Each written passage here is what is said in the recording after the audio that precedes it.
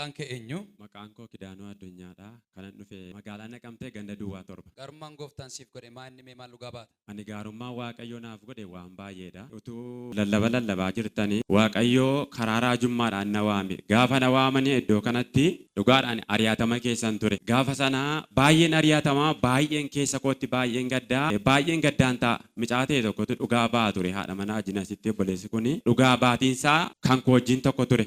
Iddoon kun anaafis dhugaa baatii ta'uu qaba kanan jedhuun taa'ee amanaan ture. Isin immoo iddoo sana dhaabbattaniiti erga raajummaadhaan na waamtanii asan ba'ee hin deemtu naan jettani. Ani garuu murteesseen ture deemuudhaafi bakka magaalaa gadhiisee ani manan qabaa gurguradhee manan deema iddoo kanaati. Ari'atamuma kana keessaa hin taa'u biyyuma kana kanan jedhuun murteesse. Maaliif ani kiisiin koo duwwaa ture? Nan hojjedha, yeroon hojjedhetti baay'een argadha. Hojii baay'ee hojjechuu hin danda'a. Garuu kiisiin koo duwwaadha. Ari'atamni sirra jiru ari'atama ikoonomiidha jechuudha. Eeyyee. Maaliif yaa Waaqayyoo maaliifan akkas ta'anii iddoon taani dhaabadheen beeku, karaan taanirra deemeen beeku. Maalan balleessedhee Waaqayyootti baay'een guunguman ture. Waaqayyo guyyaa gaafa sanaa na yaadatee na waame mana obboleessa kanaa kan naqee fi birrii barbaachan naqeen gaafa sana. Waaqayyo keessa koo argee gaafa sana dubbate birrii barbaacha naqeen birrii wayiin barbaade ijoollee koof qallaba bituun barbaade birrii naa laadhuun jedheen ishi kottu waldaadhaan naadhee waldaa wajjin dhufnee Waaqayyo asitti na argee na kadhatame. Isattiin biyya gadhiistetti deemtu liqeeffachuu dandeette? Eeyyee sumaafan deemeen ture. Maashinii bolokkeettiin qaban ture. Maashinii sana nan gurguraa, mana kanas nan gurguraa. Iddoo kana garuu gadhiisee nan deema magaalaa kana jedhee murteesse. Maaliif magaalaa kanaan yoo xinnaate waggaa 20 ta'eera. Kana keessatti ani barakate waa tokko hin jiru na bukkee. Garuu numan hojjedha. Nan uffadha malee ani barakanni kiisi koo hin jiru. Fadheen deema garuu keessi koo qullaadha. Waa tokko hin qabuun farkaa. Isaan booddee Waaqayyo sitti na argee sinnaa kadhattanii hin deemtu naan jettanii birrii 100 sana irratti kadhattanii laalattanii kana booddee eebbi kees dachee dhufa hin eebbifamta naan jettanii. Naan birrii kana Waaqayyo seenaa kee geeddara. Amen. In Jesus name. Amen. Amen. Amen. Irraa cabeka.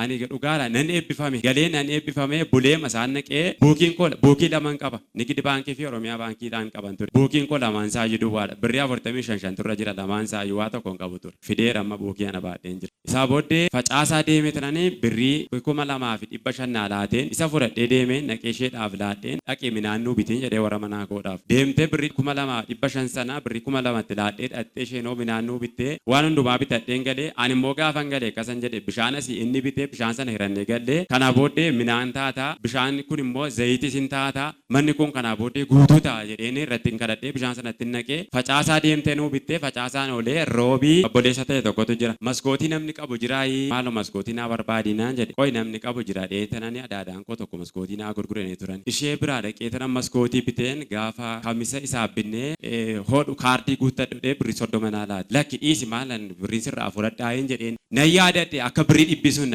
kiisi koo keessa jiru. Maaliif inni waamaa jira waan ta'eef fudhachuun qaba kun eebba koo dhadheen birrii 30 sana fuudheen kiisi kaadheen deeme. Haleluuyaa. Ameen. Birrii isa gaafa sana sii kadhatamee sii kenname isa 100 sana. Inni 100 sun baadheen deema. Akkuma jirutti. Ammayyuu baadheen jiran isa. Ittiin buune? Ittiin buune. Amantiin akkasi. Dhaa kun amma hoo jira birricha jechuudha. Hin geeddarre. Hin geeddarre. Maaf hin geeddara? Kun miliyoona waan ta'eef hin geeddaramu. Miliyoona waama. Gaafa nasi ol bee jedhu birrii 30 sana fudhadhee deemeen mataa kootiin sirreeffadhee tanan nan deemee obboleessi tokko na arge karaa irratti namatu waa barbaadee ture. Maal barbaadeen jedheen lafa wayii barbaadee jira. Lafan argattaa'e rakkoon qabu jira qoyi namni qabu jiraan jedheen. Isarraa isaa wajjin kamisadha guyyaan suni isumarraa gaafan siqee jedhu birrii dhibbi suni waamaa jira lakkaanatu hin beeku malee. Maaliif miliyoonni waan na harka jiruu fi nama ta'e natti dhufee hojii wayiin hojjedhee birrii 200 argadhe. Birrii 200 sana fudhadhee galee tananii manaaf waan jiruuf bitadhee nan galee gaafan galee jedhu isheen immoo biyya deemuudhaaf tiraanspoortiin qabdu turte. Obboleessi ishee tokko dawwalee fi birrii 400 gasheef galgala. Kamisuma sana galgala. Harkisaa ma jira? Harkisaa jira. Bullee kun kamisadhaa gaafa jimaataa kootu baqaa deemnee wanta jijjiru bibbinna naan jettee ammasitu man deemaaru nama ta'eetu na argee hojii wayii fidhee birrii 200 argadhe ammas hojii mana jedhee birrii 200 argadhe birrii 400 sun 600 gara birrii 800 ta'e.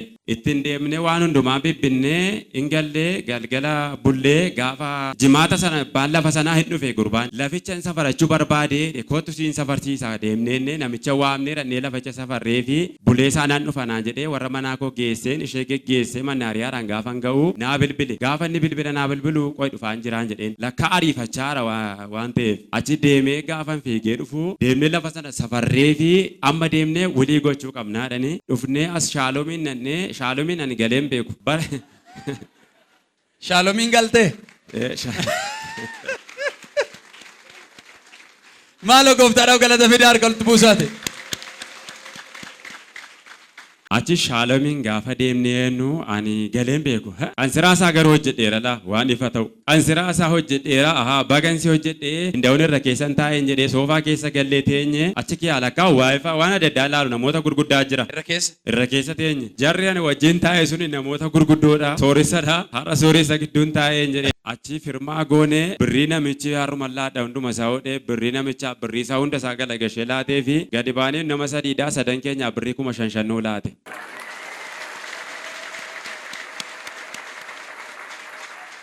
Isaan booddee nan galee ani birrii sana fudhadhee asin gorree achin gorree qaxxixaama manatti hin galee warri manaan koo immoo deemteetti waan ta'eef namni mana hin jiru birrii sana fuudhee galeen lafa naqee tananii birrii isa 100 kana fuudheen keessa kaa'e kootta abbaa miliyeenaan jedheen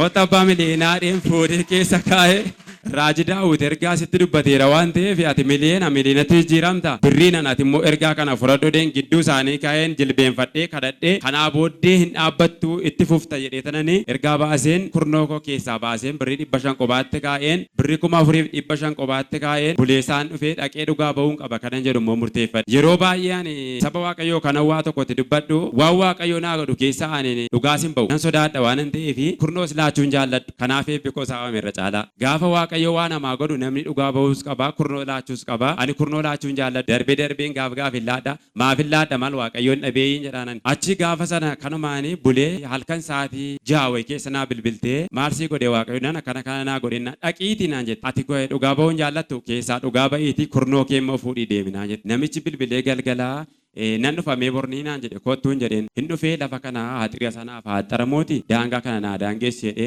ishee akkamittiin daangaa hojjedhareen jedheen baqasiin kaffalaa naa meeqa naa kaffaltannaa birrii 1,000 sii kaffalaa waan waaqata jitaa raawwatee jedheen isheen qobaama kun hojjedhee birrii 1,000 fudhadhe bulee masaa maaliif hojjechaara kan waaqayyo erga gaafan adda natti dhufe naa kadhatameetii dhugaani guyyaa tokko chuudha kiisiin koo duwwaa ta'een beeku yoo xinnaati birrii 1,000 gad baadheen deemu waaqayyo na gargaariira waan ta'eef gooftaaf galata fidaa. Kanaaf ani waaqayyoon kanan baay'ee waaqayyoon galateeffadhu namoonni iddoo kanatti dhuftanii waaqayyoon amantiidhaan kottaa gaafa dhuftan namni amantiidhaan dhufeennaan wanti ni qabne tokko illee hin jiru. Ariyyatamas duwwaattafuu gooftaan si oolche.